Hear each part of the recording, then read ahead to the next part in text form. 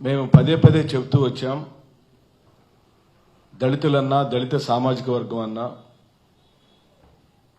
దళితుల్లో సామాజిక చైతన్యం కలిగిన యువకులన్నా ఈ కూటమి ప్రభుత్వానికి పూర్తిగా ఏహ స్వభావం ఉంది. పరిపాలించడం చేతగాక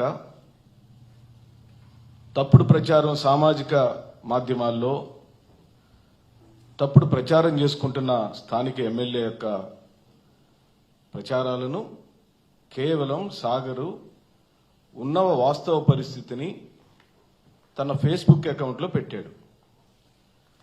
పెట్టిన ఫేస్బుక్ అకౌంట్లో తను పోస్ట్ చేసింది ఇది: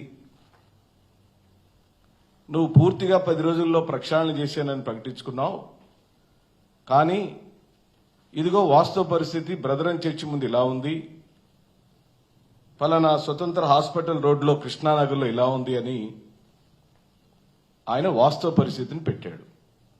దీనిలో ఏం తప్పుంది?